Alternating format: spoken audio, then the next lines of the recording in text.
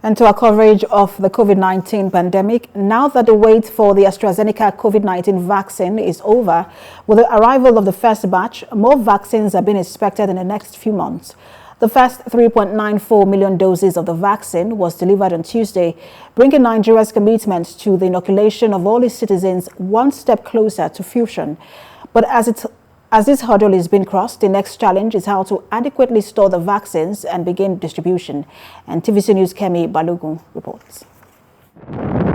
Nigeria becomes the third African country after South Africa and Côte d'Ivoire to receive its first shipment of COVID-19 vaccine doses from the COVAX facility. The vaccines allocated is the largest shipment made to an African country so far. So we're going to be working with the states to make sure that at the point when the vaccines are being deployed, that they are ready to roll out and in a way that will ensure that no vaccine is wasted. Significant factor now is to get these vaccines to state level, from state to LGA, and into the health workers, the frontline health workers, so that they can be protected. This first batch is part of 16 million overall doses planned to be delivered to Nigeria, which will come in batches between now and 2022. The National Agency for Food, Drug Administration and Control, NAFDAC, will ensure the safety of these vaccines before public use.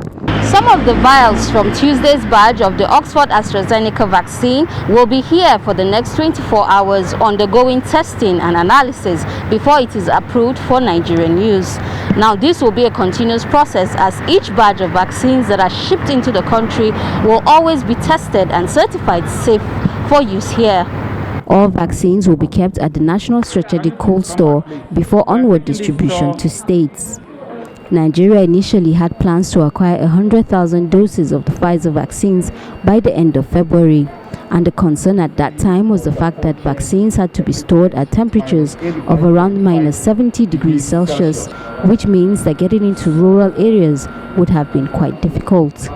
However, the Oxford AstraZeneca vaccine seems to have solved that concern with its storage temperatures at 2 to 8 degrees Celsius. Nigerian health authorities say that Nigeria has 3 ultra-cold chain equipments with a total capacity of 2,100 litres, with more still being considered. The National Primary Healthcare Development Agency National Strategic Cold Store will be the sole storage for all the vaccines that will keep coming into the country in batches at intervals through the next coming months.